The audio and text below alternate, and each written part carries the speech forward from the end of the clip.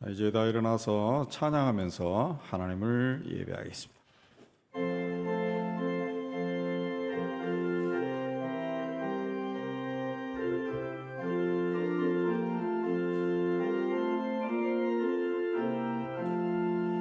피난처 있으니 환난을 당한 자 이리 오라.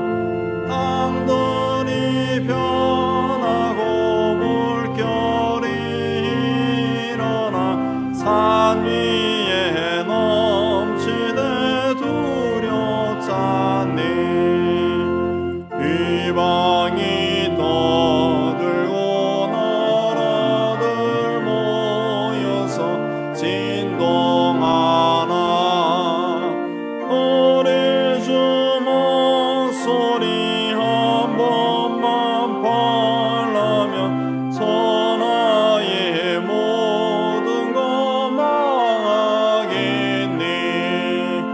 만유주 하나님 우리를 도우니 피난처여 세상의 난리를 고치게 하시니 세상의 점검이 쓸데없네.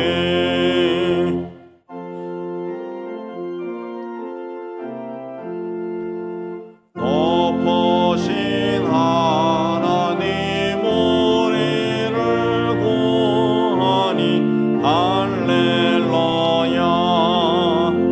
괴로움이 심하고 환난이 극하나 피난처 되시는 주 하나님.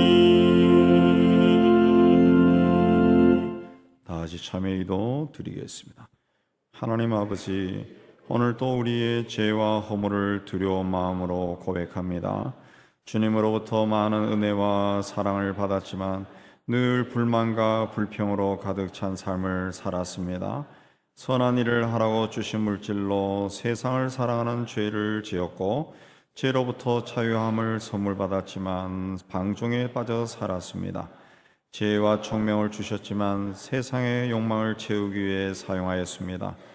남에게 당한 손해는 마음에 담고 남에게 준 상처는 잊어버렸습니다. 부패하고 불의하고 타락한 세상을 바라보며 개탄하지만 내가 저지르는 죄에 대해서는 생각조차 하지 않았습니다.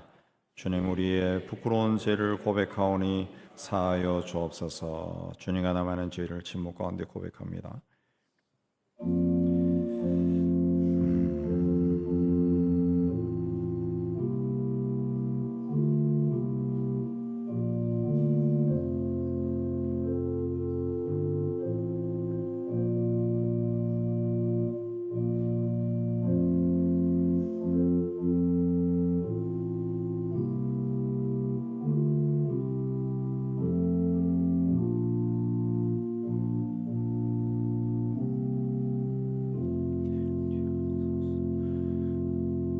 그가 우리를 흑암의 권세에서 건져내사 그의 사랑의 아들의 나라로 옮기셨으니 그 아들 안에서 우리가 속량 고초의 삶을 얻었도다. 말씀 의지해서 주께서 우리 죄를 사하셨음을 선언합니다. 아멘. 신앙 고백하겠습니다. 전능하사 천지를 만드신 하나님 아버지를 내가 믿사오며 그 외아들 우리 주 예수 그리스도를 믿사오니 이는 성령으로 잉태하사 동정녀 마리아에게 나시고 본디오 빌라도에게 고난을 받으사 십자가에 못 박혀 죽으시고 장사한 지 사흘 만에 죽은 자 가운데서 다시 살아나시며 하늘에 오르사 전능하신 하나님 우편에 앉아 계시다가 저리로서 산자와 죽은 자를 심판하러 오시리라. 성령을 믿사오며 거룩한 공예와 성도가 소려토는 것과 죄를 사하여 주시는 것과 몸이 다시 사는 것과 영원히 사는 것을 믿사옵나이다. 아멘. 우리 앉으셔서 288장 찬송합니다.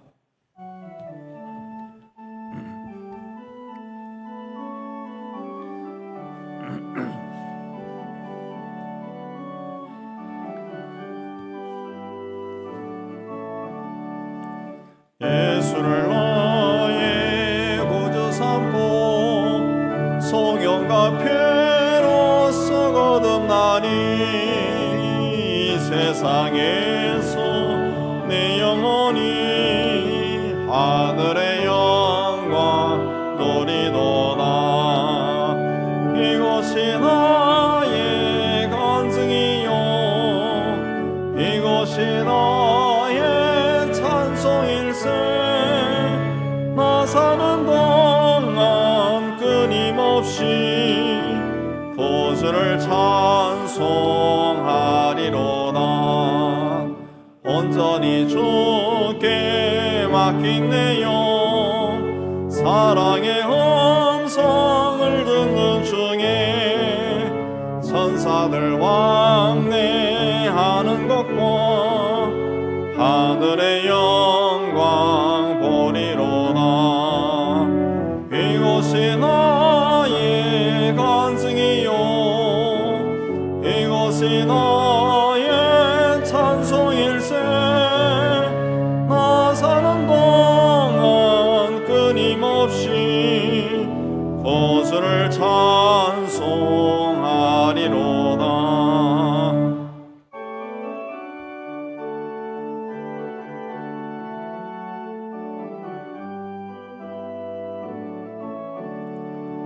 주 안에 기쁨 누림으로 마음의 평강이 잔잔하니 세상과 나는 간 것 없고 보속한 주만 보이도다. 이곳이 나의 간증이요 이곳이 나의 찬송일세. 나 사는 동안 끊임없이 구주를 찬송하리로다.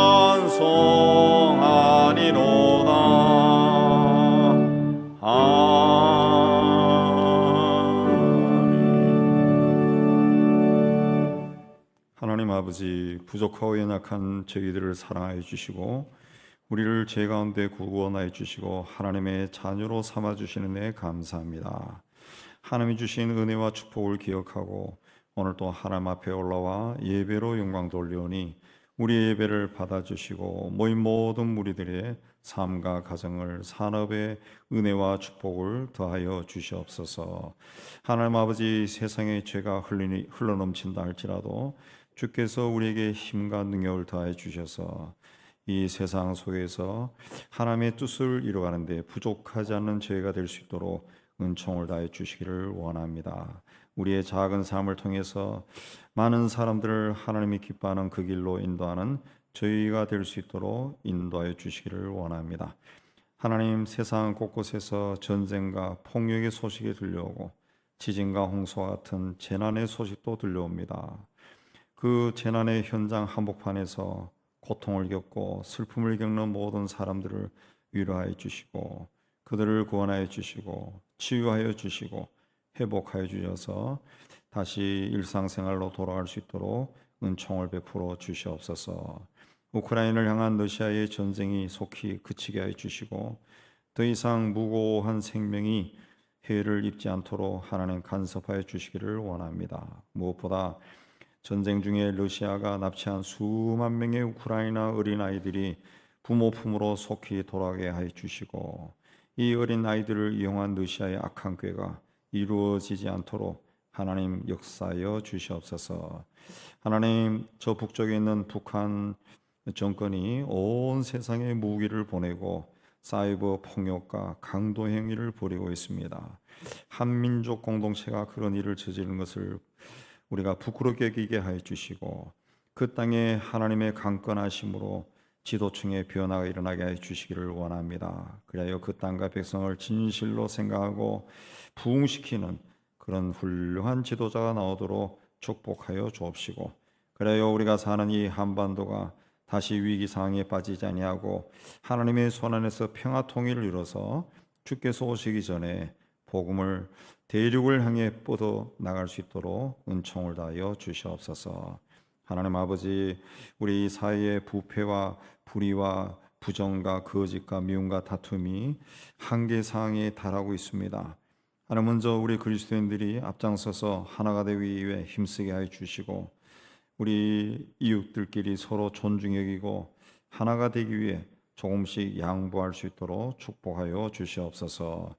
하나님, 오늘 또 하나님 앞에 올라온 우리 성도들을 기억하여 주시고, 특별히 질병으로 투병하는 성도들, 그 아픈 곳에 친히 주님의 손을 대시고 주의 이름으로 깨끗하게 치유하여 주시옵소서.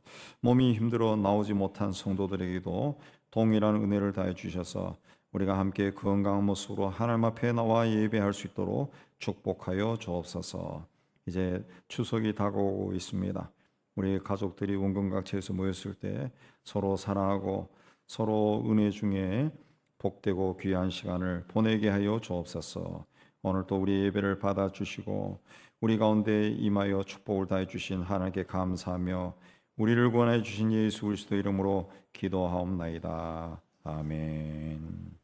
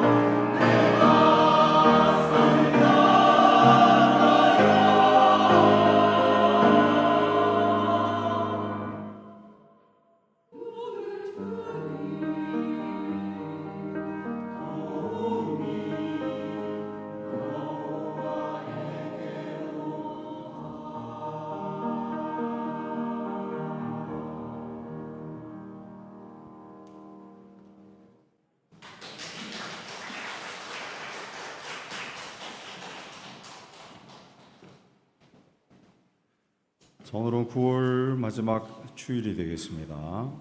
이제 이번 목요일부터 추석 연휴가 시작이 됩니다. 그래서 이번 추석 연휴 기간 동안에 목요일부터 다음 주 화요일까지는 추석 연휴 새벽 기도를 쉬도록 그렇게 하겠습니다. 그리고 추석날에 추도 예배나 가정 예배에 사용할 수 있는 이 순서지가 이제 현관에 준비되어 있습니다. 필요하신 만큼 여러분 가져가시면 되겠고요. 그래서 이번 주 목장 모임은 추석 연휴로 쉬게 되겠습니다. 오늘 오후에 우리 추석을 맞이해서 송파구 관내 이웃사랑 신방을 갑니다. 홀로 사신 분들 저소득 가정에 추석 선물과 우리 쌀과 라면을 전달할 것이고, 또 우리 교회가 후원하는 국내 미자리 교회와 또 귀국하신 선교사님들 가정에 우리 추석 선물을 전달했습니다. 목회자 세미나가 우리 추석 연휴 때문에 내일 월요일 날 오전 10시부터 교회에서 있게 되겠고요. 개인적으로 전도하기 원하신 분은 예배 맞춰 나가실 때 현관에 있는 수레에서 전도 물품을 가져갈 수 있습니다. 우리 대학 입시가 11월 16일 날 수능이 있습니다. 우리 교회에서 고3 학생이 하나밖에 없는데 기도해 주시기 바랍니다. 식사 후에 우리 분회홀에서 당회가 있습니다. 기타 소식 보시고 하는 은혜 가운데 또 교회 생활 잘 하시고 건강히 지내신 여러분 되시기 바랍니다. 이제 준비하신 예물 우리 하나님께 드리는 시간 갖도록 하겠습니다.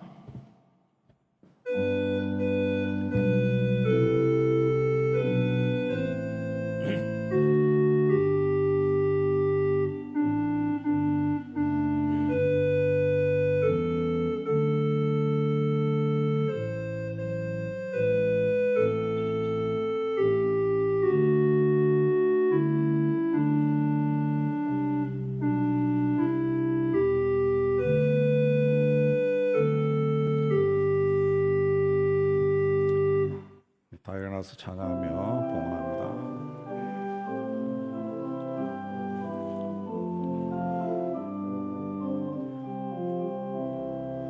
내게 있는 양육과 주께 가져와 그 발 위에 입 맞추고 니다.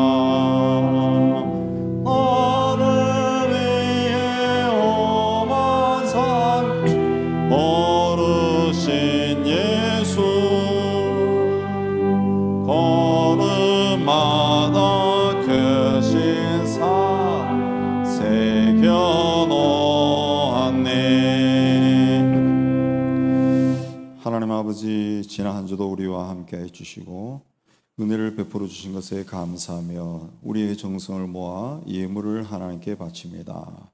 주신 일터에서 땀 흘려 수고하고 얻은 것의 11조는 하나님의 것임을 고백하며 드립니다.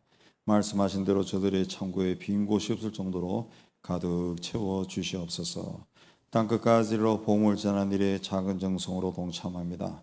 우리의 작은 정성으로 오늘도 복음을 듣고 주님 앞에 나오는 사람이 늘어나게 하여 주옵소서. 또한 범사에 감사하여 그리스도 예수 안에서 주님의 뜻이 이루어지기를 원하며 감사함을 드립니다. 살아가면서 범사에 감사하며 살아가는 믿음을 갖게 하여 주옵소서. 교회와 이웃과 북한을 사랑하며 사랑연금을 드리고 주님 앞에 예배하며 헌신하며 주일연금도 드립니다. 주님, 우리의 모든 건물에 우리의 신앙 고백과 기도 제목이 있습니다. 기쁘게 거둬주시고 복음이 전파되고 교회가 든든히 세워지고 어려운 이웃이 예수 이름으로 도움을 받고 소망을 갖는 데 귀하게 사용하여 주옵소서. 드린 성회들을 기억하여 주시고 또 한 주간 환절기에 건강하고 믿음으로 살아갈 수 있도록 하는 모든 일이 주 안에서 형통하도록 축복하여 주옵소서. 예수님 이름으로 감사하며 봉헌 올려옵나이다. 아멘. 자, 오늘 하나님이 주시는 말씀은 요한복음 16장 32절에서 33절. 제가 가지고 있는 성경 177페이지 우리 한 절씩 교도합니다. 보라, 너희가 다 각각 제 곳으로 흩어지고 나를 혼자 둘 때가 오나니 벌써 왔도다. 그러나 내가 혼자 있는 것이 아니라 아버지께서 나와 함께 계시느니라. 이것을 너희에게 이르는 것은 너희로 내 안에서 평안을 누리게 하려 함이라. 세상에서는 너희가 환난을 당하나 담대하라. 내가 세상을 이겨노라. 아멘. 기도하겠습니다. 하나님 아버지, 시간 말씀을 받기를 원합니다. 말씀을 전하는 종이나 받는 모든 성도들이 이 자리에 임재하신 성령 하나님의 임재 가운데 있는 복되고 귀한 시간이 되게 하여 주옵소서. 함께 말씀을 받고 깨달은 말씀을 삶 속에 실천하여 하나님의 뜻을 이루는 저희의 삶이 되게 하여 주옵소서. 예수님 이름으로 기도하옵나이다. 아멘. 지난 4월 14일 스페인 출신 여성 산악인 베아트리스 플라민이라고 하는 사람이 극한의 고립이 인간의 신체와 정신 건강에 미치는 영향을 알아보는 실험을 하기 위해 스페인 남부에 있는 지하 70m 동굴에 혼자 들어가 살다가 500일 만에 1년 5개월 만에 밖으로 나왔습니다.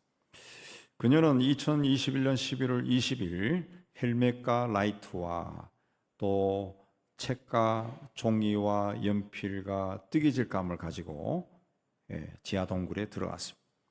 연구팀은 극도의 고립 상태를 유지하기 위해서 그녀와 어떤 대화나 접촉도 500일 동안 하지 않았습니다. 그녀 또한 제공된 비상벨을 누르지 않고 그 기간을 버텼습니다. 동굴 밖으로 나온 뒤에 그녀는 기자회견에서 나는 내 자신과 아주 잘 지냈습니다. 힘든 순간이 있었지만 참 아름다웠던 시간도 있었습니다. 그녀는 동굴에서 책 60권을 읽었고 글을 쓰고 그림을 그리고 뜨개질도 하는 등 시간을 보냈다고 합니다. 잡생각하지 아니하고 닥친 그 순간에 한 가지 행위에 몰두하면서 시간을 보냈다고 하는데, 그래도 65일 정도가 지났을 때 시간의 흐름에 대한 감각을 잃어버렸고, 그리고 500일 만에 세상으로 나왔을 때, 동굴 밖에 나왔을 때는 한 160일 정도 지난 것으로 생각했다, 그렇게 이야기합니다. 그녀가 세운 기록은 인간이 동굴 안에서 혼자 지낸 세계 최고 기록이라고 그렇게 이야기합니다.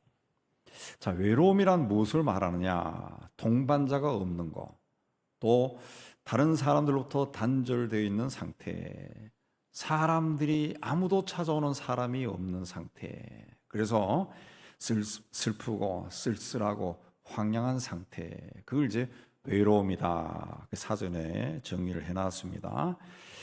일반적으로 외로움이라고 봤을 때 우리가 흔히 경험하는 외로움은 이 사람들과 관계가 다 끊어져서 아주 쓸쓸한 거, 세상에 사람이 많지만은 나 혼자 있는 아주 쓸쓸하고 외롭고 또 슬프고 그런 상태, 그게 이제 외로움인데, 또 다른 외로움이 있는데 그거는 스스로 누구에게도 속박되고 싶지 않아서 택하는 고독이 있습니다. 영어로도 또 원어로도 그 단어의 뜻이 두 개 선명하게 차이가 나더라고요.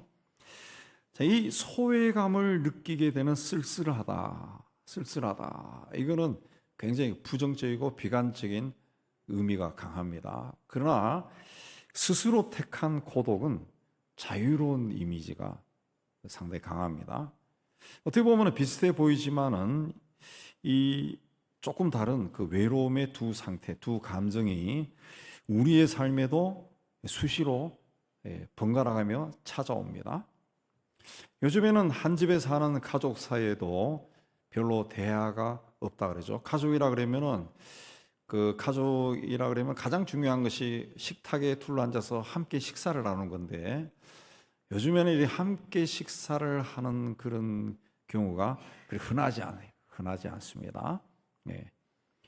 그리고 같이 있다 할지라도 뭔가 의미 있는 진지한 대화가 거의 없이 단답형으로 대화를 하고 끝내는 경우가 굉장히 많습니다. 대신 뭘 합니까? 텔레비전을 켜다든가 아이패드를 본다든가 스마트폰을 끊임없이 한다는 거죠. 이런 것은 결국 자기가 좋아하는 것만 한다는, 가족이라고 하는 울타리 안에서도 가족들이 자기가 좋아하는 것에만 관심이 있다는 거죠. 관심이 있다. 따지고 보면은 현대 생활에 익숙한 우리에게 텔레비전, 스마트폰, 뭐 컴퓨터, 자동차 이런 것들이 거의 필수품으로 되어 있는데, 이런 것도 따지고 보면은 모두 개인이 다루는 겁니다. 한 사람이 조작하는 거예요. 그래서 주변에 사람들이 아무리 많아도 현대인들은 거의 대부분이 자기 혼자서 뭔가를 하고 있다. 자기 혼자서 뭔가. 그러다가 어느 순간 고개를 들어보면은 뭔가 공허해지는 거예요. 요즘 사람들은 여행도 혼자 다니고, 뭐 음악회도 혼자 가고, 혼자 다닌다는 거죠. 혼자. 그러다가 어느 순간, 이거 내가 뭐 하는 거지? 뻥 뚫리는 거죠. 그래서 어느 그 학자는 현대인들이 마약에 빠지는 이유가 거기에 있다. 어느 순간에 뭔가를 조작하면서 거기서 즐거움을 찾고 시간을 찾고 보낼 때는 괜찮은데, 그렇게 하더라도 어느 순간에 외로움이 확 몰려온다는 거죠. 그래서 그걸 못 견딘다는 거예요. 그 어느 순간에 오는 그거 못 견뎌서 마약을 한다는 거죠. 그러나 따지고 보면은 인간이란 존재 자체가 외로운 존재입니다. 근본적으로 외로워요. 그래서 정호승 시는 뭐 아시면 아시겠지만 수소나에게라는 시에서 외로우니까 사람이다. 살아간다는 것은 외로움을 견디는 일이다. 그러니까 공연히 오지 않는 전화를 기다리지 말라. 가끔 하나님도 외로워서 눈물을 흘리신다. 새들이 나뭇가지에 앉아 있는 것은 외로움 때문이고 내가 물가에 앉아 있는 것도 외로움 때문이다. 산 그림자도 외로워서 하루에 한 번은 마을로 내려온다. 종소리도 외로워서 울려 퍼진다. 그렇게 읊었습니다. 인생길은 결국 따지고 보면은 나 혼자 외롭게 가는 길이에요. 하나님께서 인간을 지으신 후에 사람이 혼자 사는 것이 좋지 않다 하시고 돕는 배필을 지으셨습니다. 자, 이 돕는 배필을 하나님이 지어주시기 전까지 아담은 혼자였습니다. 인간은 태생적으로 혼자라는 거죠. 혼자. 하와가 그의 돕는 배필이 되면서 혼자가 아니게 되지만 인간은 여전히 혼자고 인생은 여전히 혼자 가는 길입니다. 결혼해서 남편과 아내가 있고 자식이 태어나서 부모와 자식이 있고 한 가족으로 한 집에서 시끌벅적하게 살지만은 따지고 보면은 다 자기의 삶을 삽니다. 자기 삶을 살아요. 내가 애를 대신해서 유치원 다닐 수가 없어요. 걔는 걔의 삶을 사는 거예요. 하와가 사탄의 유혹을 받을 때도 혼자 받았습니다. 오늘날에도 악한 영이 우리를 미혹할 때도 나에게 다가오죠. 나에게 다가옵니다. 하나님이 범죄한 아담과 하와에게 벌을 내릴 때도 각각 벌을 내렸어요. 아담에게는 평생 수고해야 땅의 소산을 먹을 것이고 하와는 임신하는 고통이 있고 자식을 출산할 때 수고할 것이다. 그랬어요. 어느 일간지에 어느 유품 정리사의 기록, 그런 글이 정기적으로 실리는데 읽어보신 분 있을 겁니다. 유품 정리사라고 하는 직업은 뭐냐 하면은 우리나라에 몇백 명이 있다고 하는데 주로 홀로 살다가 죽은 분의 유품을 정리하는 사람입니다. 이분의 글을 읽어보면은 혼자 살다가 죽는 분이 굉장히 많다는 거예요. 그리고 사연이 다 다르더라. 보건복지부가 2017년부터 21년까지 5년 동안 고독사 실태를 조사해 보니까 15,066명이 고독사했다. 1년에 평균 한 3,000명 이상이 고독사했다고 하는데 매년 증가하고 있고 여성보다 남성이 훨씬 많고 남성 중에 50대, 60대가 아주 많다고 합니다. 아주 많다. 또 일반 사람을 대상으로 당신이 앞으로 고독사 할 것이냐 그걸 조사를 해보니까 36%인가 그게 아마 나는 혼자 죽을 것 같아 그렇게 대답했다고 하는 거죠. 전 세계적으로 고독사가 증가하고 있는데 그 이유는 1인 가구가 증가하고 있기 때문에 그렇다. 1인 가구와 아파트. 인간은 자기의 비밀을 간직한 채 혼자 삽니다. 아무도 내 인생을 대신 살아주지 못합니다. 결정적인 순간에는 언제나 나 혼자예요. 병이 걸려도 내가 병이 걸려서 내가 아파하죠. 내가 아파합니다. 내가 나의 병을 이겨내야 돼요. 예. 죽음도 내가 맞이합니다. 아무도 나를 대신해서 죽음을 맞이할 수가 없어요. 인생의 중요한 선택이나 결정도 내가 해야 됩니다. 내 아버지가 내 어머니가 대신하는 것도 아니에요. 아들이나 딸이 하는 것도 아니에요. 내가 해야 돼요. 내가. 모세가 하나님의 부르심을 듣고 순종했지만은 그의 길은 굉장히 험했습니다. 이스라엘 백성들을 데리고 출애굽했지만 이 백성들이 먹을 것이 없으면은 또 먹을 것이 없다고 마실 것이 없으면은 또 마실 것이 없다가 툭 하면 모세에게 시비를 걸고 힘들게 했어요. 모세 주변에 아론과 미리암과 여호수아 등 동지들이 있었지만은 결국은 모세 혼자서 책임을 지고 감당해야만 했습니다. 그래서 모세가 하나님께 나아가 어찌하여 주께서 종을 괴롭게 하십니까? 어째서 주님 앞에 은혜를 입게 하지 않고 이 모든 백성을 나에게 맡겨서 나 혼자 이렇게 감당하게 합니까? 라고 막 원망을 했어요. 엘리야는 바알 선지자 450명과 혼자서 싸워서 물리쳤습니다. 그 후에 아합 왕과 이세벨 왕비가 그를 살해하기 위해서 쫓아다니니까 광야로 도망쳤습니다. 그리고 광야 로덴나무 아래에 앉아서 하나님 앞에 내 혼자 남았습니다. 이제 나 혼자 남았으니까 내가 어떻게 합니까? 날 좀 죽여주세요 라고 소리쳤습니다. 바울은 복음을 향해 그 삶을 바쳤습니다. 그러나 시간이 흘러갈수록 함께했던 사람들이 하나 둘 떠나기 시작합니다. 그때 외로움을 디모데에게 아시아에 있는 모든 사람이 나를 버린 이 일을 내가 아나니 그 중에 부겔로와 허모게네도 있느니라. 자신을 떠난 사람의 이름까지 들면서 섭섭하다고 그렇게 말해요. 그리고 디모데에게 어서 속히 와라 부탁합니다. 자기와 함께 있던 사람들이 이런저런 이유로 다 떠났으니까 겨울이 오기 전에 좀 빨리 와라 그랬습니다. 왜 사람들이 떠났습니까? 함께 사역하던 사람들도 바울이 계속 감옥에 갇혀 있으니까 한 번, 두 번 기다리다가 1년, 2년 기다리다가 더 희망이 보이지 않으니까 떠나간 거예요. 게다가 가을이 깊어갑니다. 그 깊어가는 가을에 늙은 바울이 혼자 감옥에 갇혀 있어요. 죽음을 기다리고 있습니다. 얼마나 외로웠을까? 얼마나 쓸쓸했을까? 그래서 디모데에게 빨리 와라 그런 편지를 썼다. 예수님 주변에 언제나 사람들이 모여들었습니다. 그 중에는 예수님을 시기하고 질투하고 또 늘 비난하던 제사장 바리새인 서기관들이 있었고 또 병 걸린 사람, 귀신 들린 사람 이런 사람들도 있었습니다. 또 제자들처럼 예수에게서 신적인 권위를 느끼고 가족과 집을 버리고 쫓아 따라온 사람들도 있었습니다. 그러나 그런 사람들 중에서도 어떤 사람도 예수님의 마지막 길에 동행하지 못했습니다. 예수님 홀로 겟세마네 동산에서 피땀 흘려 기도하셨어요. 오늘 말씀에도 보라 너희가 다 각각 제 곳으로 흩어지고 나를 혼자 둘 때가 오나니 벌써 왔다. 주님을 따르던 많은 사람이 떠났습니다. 제자들도 다 도망칠 것이라고 주님을 알고 있었어요. 어느 때보다 위로와 격려가 필요한 때인데 모두 떠나가고 혼자서 십자가를 지고 가야 됩니다. 얼마나 외롭고 쓸쓸했을까. 결국 예수님은 십자가에서도 나의 하나님 어찌하여 나를 버리셨나이까 그랬습니다. 철저하게 혼자 되심의 고통을 절절히 느끼면서 자신이 가야 하는 길을 아주 외롭게 가셨다는 거예요. 주님도 바울도 고독했습니다. 믿음이 좋은 사람이라고 외롭지 않은 것이 아닙니다. 주님을 따라가는 그리스도인들도 다 외롭습니다.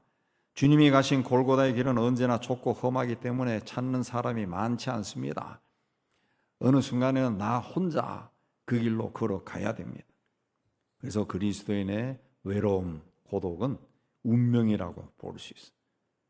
그러나 이겨나가야 되는데 어떻게 이겨나갈 수 있는가? 주님은 어떻게 이겼습니까? 32절에 그러나 내가 혼자 있는 것이 아니라 아버지께서 나와 함께 계시느니라. 인간의 외로움을 근본적으로 해결해 주실 수 있는 분은 하나님밖에 없습니다. 아담의 원초적인 외로움을 하나님께서 돕는 배필을 만들어 주심으로 해결해 주셨어요. 그러니까 하나님이 나와 함께 하시면 외롭지 않다는 거죠. 사람은 나와 늘 함께 할 수 없습니다. 가족이나 아무리 친한 친구라 할지라도 언젠가는 나를 다 떠나갑니다. 그러나 주님은 내가 너를 고아와 같이 버려두지 않겠다 그랬습니다. 절대로 혼자가 아니라는 거죠. 혼자 아니라. 예, 혼자 아니라. 하나님과 주님이 나와 함께한다. 눈먼 아버지를 속이고 장자의 축복을 가로챈 야곱이 형을 필해 하란으로 도망칩니다. 아무도 그와 함께하는 사람이 없어요. 얼마나 외롭겠습니까? 네. 근데 그가 베델에서 잠을 자다가 노숙하다가 환상을 봅니다. 하나님께서 내가 너와 함께 있어 내가 어디로 가든지 너를 지키고 너를 이끌어 이 땅으로 돌아오게 할지라. 내가 너에게 허락한 것을 다 이루기까지 너를 떠나지 않겠다. 하나님이 내가 너와 함께 하겠다 그랬습니다. 야곱은 형의 축복을 가로챘어요. 도둑질한 거죠. 그 죄책감이 있습니다. 근데 하나님이 나타나서 내가 너와 함께 하겠다. 야곱이 깜짝 놀라. 하나님이 여기 계시는 것을 내가 몰라봤다. 그 후에 용기를 얻어서 길을 떠나가. 보라, 너희가 다 각각 제 곳으로 터지고 나를 혼자 둘 때가 오나니 벌써 왔다. 예수님은 모든 사람이 다 떠나고 혼자 남다는 것을 알고 계셨습니다. 인생길은 내가 혼자 가야 한다는 사실을, 내 인생은 내가 감당해야 한다는 거, 내가 고난 당할 때 누군가 함께하면 참 좋지만은 결국에 그 고난은 내가 감수해야 된다는 거, 이 모든 사실을 사람으로 오신 예수님은 알고 계셨다. 그런 상황에서 주님의 해결책은 뭡니까? 그러나 내가 혼자 있는 것이 아니라 아버지께서 나와 함께 계시느니라. 이것이 예수님을 이기게 한 그 확신인 믿음이에요. 내가 혼자 있는 것처럼 보이지만 그러나 하나님이 나와 함께 하신다. 그랬습니다. 외로움이라는 것은 나는 혼자다. 그겁니다. 단절되어 있다. 소외되어 있다. 고립되어 있다. 그런 감정인데 하나님이 나와 함께 하신다. 이 확신이 있으면 얼마든지 그 외로움을 이길 수가 있습니다. 그렇다고 나는 외롭지 않다라고 소리쳐도 우리는 외로운 존재예요. 사랑하는 사람이 옆에 있어도 그 외롭습니다. 군중 속에 고독이란 말이 있는 것처럼 사람들이 많은 곳에 있어도 외로워요. 강화문 한복판에 명동에 또 평화시장에 사람들 많은 곳을 오고 가도 나는 혼자라 외로워요. 내 인생은 내가 책임지고 결정해 가야 됩니다. 그 인생길에서 외로움을 느끼면서 나아가 그 외로움을 내가 해결할 수 없고 동시에 누구도 내 외로움을 대체할 수 없다는 것을 깨달았을 때 우리는 하나님을 만나야 되죠. 신을 만나게 되는 겁니다. 그러면 내가 하나님을 만났다, 예수 그리스도를 만났다라는 것은 축복이라는 거죠. 축복. 나를 당신의 형상으로 만드신 분, 내 삶의 의미를 알려주신 분, 내 인생이 그냥 헛된 것이 아니라 축복이다 라고 가르쳐 주신 하나님을 만난 것은 우리에게도 은혜고 복입니다. 예수님은 우리에게 내가 너와 함께 있을 것이다, 임마누엘로 함께 하겠다고 약속해 주셨어요. 이것을 34절에 너희에게 이런 것은 너희로 내 안에서 평안을 누리게 하려 합니다. 세상에서 너희가 환난을 당하라 담대하라 내가 세상을 이겨오노라 그랬습니다. 세상이 주지 못하는 하나님의 평강 샬롬을 너희에게 줄 것이다 그랬습니다. 이 땅에서는 외롭고 또 슬프고 환난을 만나 괴로울 때도 있지만 나를 기억해라. 내가 세상을 이겼다.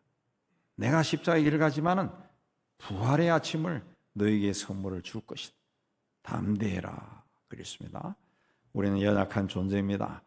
세상에 살고 있는 그 어떤 사람도 자기 삶을 스스로 보장하지 못합니다. 100세 시대가 되었다 하지만 모든 사람들이 다 100살까지 건강하게 살지 못해요. 네. 또 100살까지 넉넉하게 살지도 못해요. 자기 삶을 자기가 알 수 없다는 거죠. 그러나 우리가 믿는 예수 그리스도는 세상을 이기시고 죽음의 권세를 이기시고 사탄의 세력을 깨뜨리시고 우리에게 새 생명을 주신 분입니다. 부활의 약속을 몸소 보여주시고 세상 끝날까지 우리와 함께 하겠다고 약속해 주셨어요. 그러므로 이분이 나와 함께 하시면 외롭지 않다는 거죠. 외롭지 않다. 홀로 있어도 외롭지 않고 누군가 함께 있어도 외롭지 않은 임마누엘 신앙이 외로움을 극복하는 비결입니다. 이제 다시 주님을 바라보고 세상 끝날까지 우리와 함께 하신다는 그 주님의 약속의 말씀을 기억하고 그 주님이 내 눈에는 보이지 않아도 주님은 나를 보고 있다는 그 믿음으로 모든 것을 견디고 이기며 승리한 여러분 되시기를 주의 이름으로 축복합니다. 그 다음에 여기 혼자 있을 때, 혼자 있는 시간을 우리가 창조적으로 사용해야 됩니다. 바울은 감옥에 갇혀 있을 때 굉장히 외로웠는데 그 시간을 굉장히 창조적으로 사용했어요. 우리 말씀을 읽어보면은 바울은 평소에 복음을 전하기 위해 이곳저곳 이 대륙 저 대륙으로 뭐 배를 타고 다니고 말을 타고 다니며 시간에 쫓겨 살았어요. 그러다가 말년에 감옥에 갇혔습니다. 감옥에 갇혀 비로소 시간이라고 하는 것을 가지게 된 거예요. 아무것도 할 수 없지만, 다닐 수는 없지만 여유를 갖게 된 거죠. 여유를. 그래서 그는 감옥 안에서 시간을 그냥 보내지 아니하고 성령의 감동으로 자신이 돌보던 교회와 성도들에게 편지를 쓰기 시작합니다. 로마 교회에, 고린도와 갈라디아 교회, 에베소와 빌립보, 골로새 교회에, 그리고 빌레몬, 또 디모데, 디도에게 편지를 썼습니다. 편지를 써요. 편지를 요즘은 편지를 쓰지 않고 다 뭐 문자 메시지가 하지만은 편지를 쓸 때는 아무래도 생각을 많이 하죠. 깊이 생각하고 또 문장이 틀리면 고치고 그래서 자신의 생각이 편지에 다 들어가는 거죠. 네. 그동안 시간이 없어서 교인들에게 좀 하지 못했던 말들, 또 더 하고 싶은 말들을 편지로 쓴 거예요. 감옥에서. 인생의 위기를 기회로 사용합니다. 그가 썼던 편지가 신약 성경에 그대로 남아있어요. 2000년 동안 수많은 사람들에게 감동을 주고 있습니다. 예수님이 가시는 곳에 항상 사람들이 몰려왔습니다. 그래서 예수님 혼자만의 시간을 가지기가 어려웠습니다. 그래도 예수님은 찾아온 사람들을 내치지 않고 병을 고쳐주고 귀신을 쫓아내고 말씀을 가르쳤어요. 그런 후에 한적한 곳에 가셨어요. 또는 제자들과 함께 바다로 물러가신 적도 있어요. 바다로 물러갔다는 것은 그냥 배를 띄우고 바다로 들어가 버렸다는 거죠. 또 기도하러 산에 올라가시기도 했습니다. 사람들을 떠나 자신만의 공간을 찾아서 거기서 쉬기도 하고 하나님과 깊은 교제를 나눴다는 거죠. 혼자 있는 시간을 외롭고 쓸쓸하다는 그 감정에 휩싸이지 아니하고 깊이 기도하고 깊은 교제를 나누셨. 그러한 경건의 훈련을 통해 영성의 깊이를 더하셨기 때문에 십자가의 길을 혼자서 갈 수가 있습니다. 우리도 마찬가지입니다. 요즘 세상이 얼마나 바쁩니까? 스마트폰이 있어서 사람을 더 바쁘게 합니다. 더 바쁘. 화장실에 들어갈 때도 가지고 들어가야지. 놔두고도 막 불안해진 정도. 얼마나 바빠요. 그러나 때로는 멈춰야 돼. 일에 매몰되어 살다 보면 나를 잃어버려. 어느 순간에 내가 없고 세상만 존재하는 이상한 상황 속에 빠져버려요. 예수님이 제자들과 함께 한적한 곳으로 가신 것처럼 우리도 한적한 곳에 가야 됩니다. 때로는 가족과 함께 한적한 곳에 가야 돼. 그 휴가 가라는 것이 아니라 그런 조용한 곳에 가서 내가 누구인가, 가족이 무엇일까, 가족이 뭘까, 주님은 내가 신앙생활하고 있는데 주님은 어떤 분인가, 인생은 뭘까, 자기가 낳아서 키운 아이들도 바라보며 이 아이는 누굴까, 그 자꾸 생각하면 미치겠네. 그 생각해야 되나요? 자기 아이를 보면서도 이 아이는 누굴까? 이 아이가 왜 세상에 왔을까? 왜 아들로 왔을까? 딸로 왔을까? 그것도 생각하는 거예요. 생각해야 됩니다. 인간이 생각해야 돼요. 가끔 그런 생각 드실 거예요. 나이가 좀 젊은 사람이나 나이 든 사람이나 다 그 생각하더라고. 20대도 아이고 내가 그 초등학교 시절에 말이야 뭐 이런 말을 하더라고 다. 50대나 60대나 뭐 40대나 마찬가지입니다. 과거의 그때로 다시 돌아간다면 10년 전, 20년 전, 30년 전으로 다시 돌아간다면 내가 어떻게 할 수 있을까? 뭘 할까? 그 사람이 죽음을 앞두고 가장 많이 하는 것이 후회라 그래요. 후회. 그때 그렇게 하지 말 걸. 그건데 지금도 똑같습니다. 10년 전, 20년 전 혹은 20대의 저희 같은 또래에서는 20대의 나에게로 돌아갔을 때 그때 그 순간에 나이로 돌아가면은 내가 한마디만 하라 그러면 그때 그 나이 때의 나에게 이 말을 하겠다. 그게 있겠죠. 그 말. 뭐 지금 한 30 된 사람 혹은 20대 된 사람도 10대 시절에 중학교 시절에 나에게 만약에 한마디 한다면은 뭘 하고 싶은가? 부자와 나사로가 죽어서 하늘나라 갔을 때 부자가 그랬어요. 나사로가 아브라함 품에 안겨 있는 걸 보고 자기 보고 세상에 한번 내려가게 해달라고. 그러면은 내 형제들에게 천국이 있다라는 것을 이야기하고 싶다고 그렇게 한 건데 우리도 과거의 우리에게로 돌아가서 나에게 한마디 하라면 뭘 할까? 여러분 무슨 말 할 것 같아? 한번 생각해 보세요. 뭘 말할 것 같아? 공부 좀 해라 이런 것 같아요. 굉장히 중요한 한마디 하라 그러면 굉장히 중요한 거 생각해서 그거 할 겁니다. 그거. 그때 내가 그때 막 절망해가지고 막 헤매는데 그러지 마. 그때 이렇게 했으면 참 좋았을 건데 그거 하겠죠? 한마디. 그래서 어른들의 그 말을 젊은 사람들이 귀담아 들여야 할 것은 그분들이 수십 년 동안 경험한 것은 그게 지혜라. 그냥 공짜로 얻는 그 성공 비결이랄까 마찬가지가.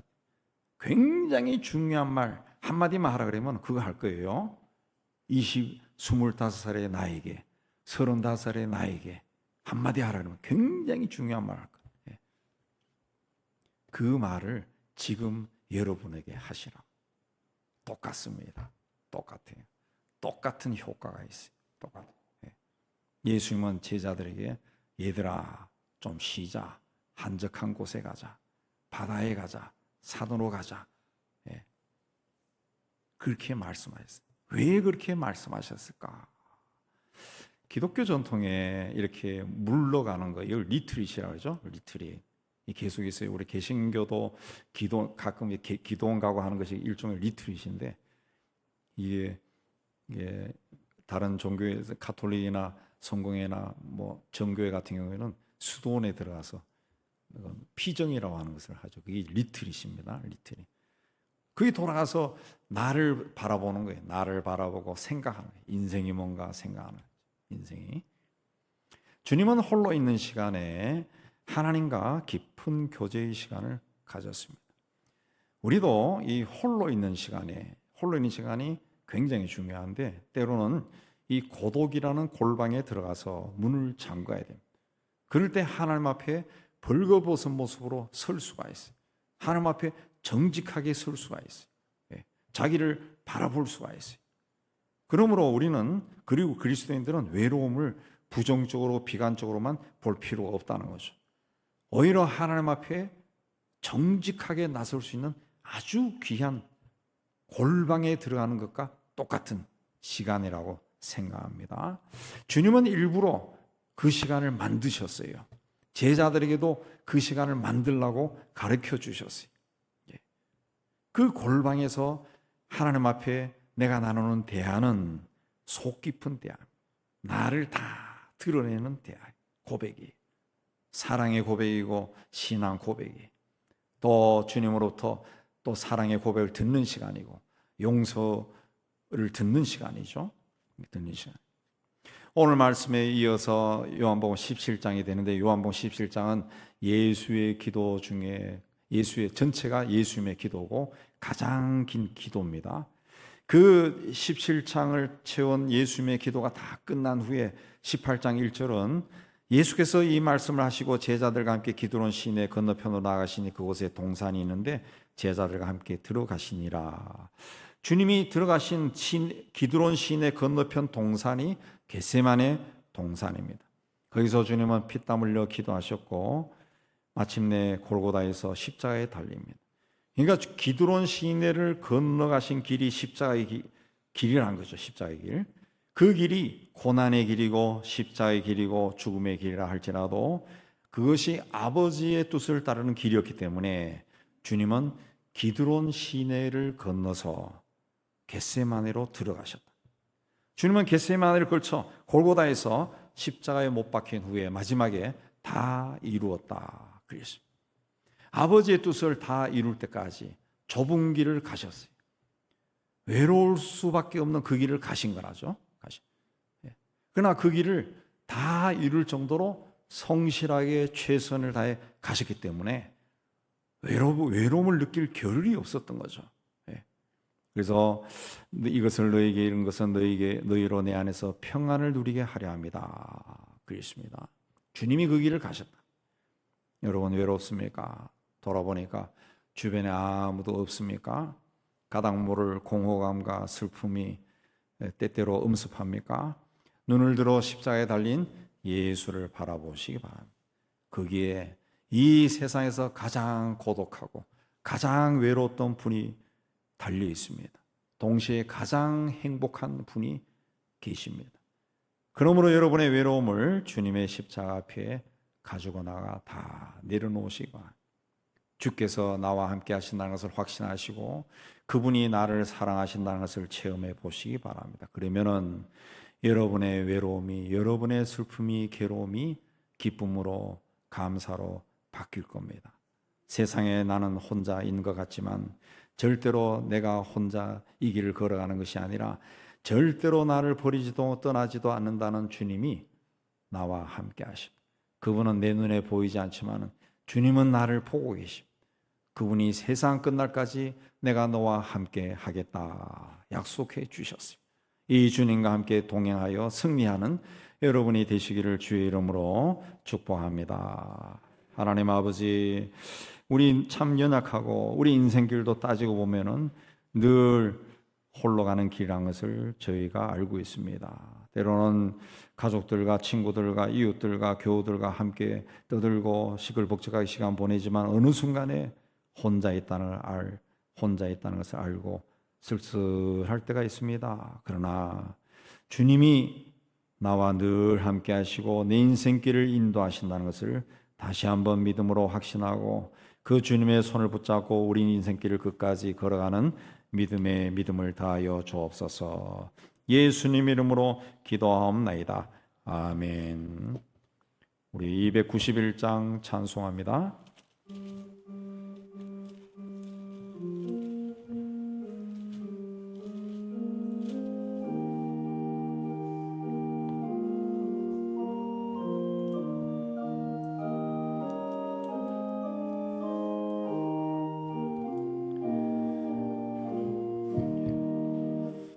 외롭게 사는 이 그 누군가 마음 아파 헤매는 그대로다.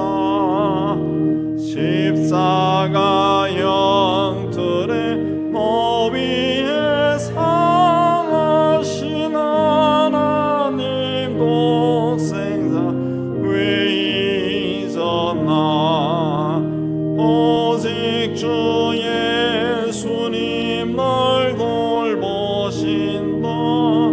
오직 주 예수님 널 사랑해. 손잡아 내 길 인도하시는 사랑의 주 예수 오 하나님. 외로워하는 이 그 누군가 친구를 잃으니 그대로다. 모든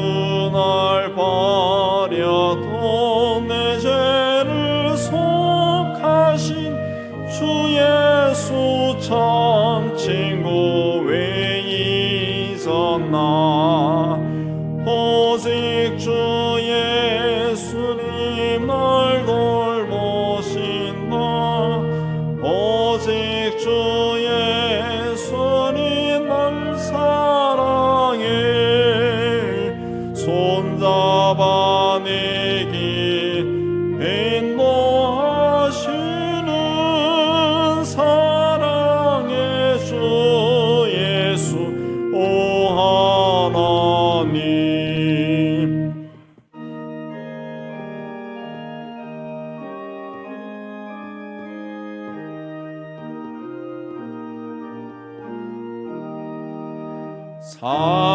사망을 이기신 능력의 주 내 곁에 늘 계심 왜 모르나 주 말씀 따라서 사는 이 누구나 외롭지 않으며 즐거우리 오직 주 예수님 널 돌보신다 오직 주 예수님 널 사랑해 손잡아 내게 인도하시는 사랑의 주 예수 오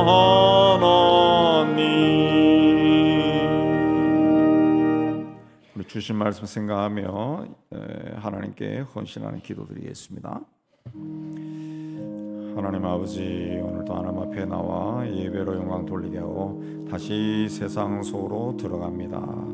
연약한 우리에게 말씀을 주시고 성령으로 충만하여 죄가 흘러넘치는 세상 속에서도 하나님의 사람답게 담대하게 살아갈 수 있도록 믿음을 다하여 주옵소서.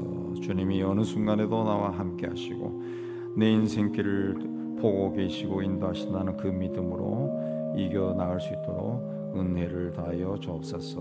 홀로 있어도 외로워하지 아니하고 임마누엘이신 주께서 내 손을 붙잡고 있다는 믿음으로 승리하는 저희가 될 수 있도록 은총을 다하여 주옵소서. 예수님을 기도합니다. 아멘. 우리 세상을 향해 희망을 선포합니다. 시작. 하나님의 희망을 보리라.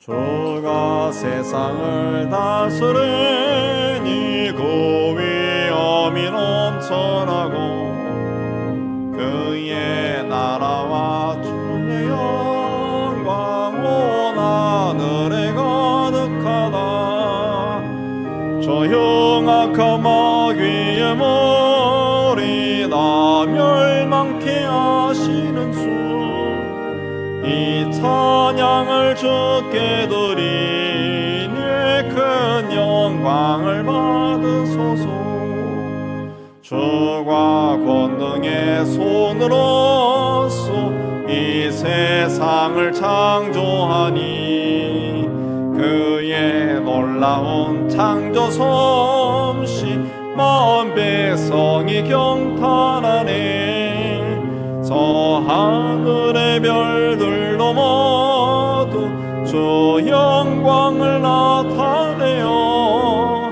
늘 돌보아 주시는 주께 큰 영광을 돌립니다.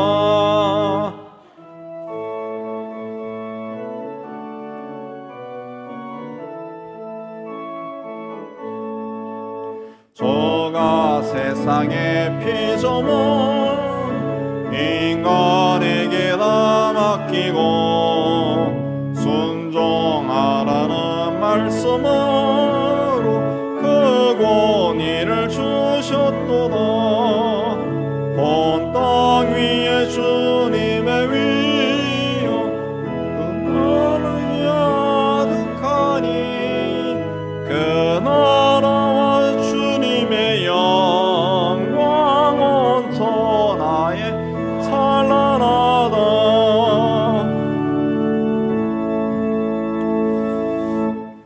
여호와는 내게 복을 주시고 너를 지키시기를 원하며 여호와는 그 얼굴을 내게 비추사 은혜 베푸시기를 원하며 여호와는 그 얼굴을 내게로 향하여 드사 평강 주시기를 원하노라.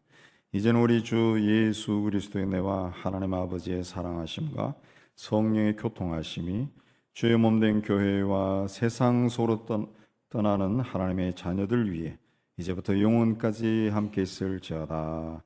아멘.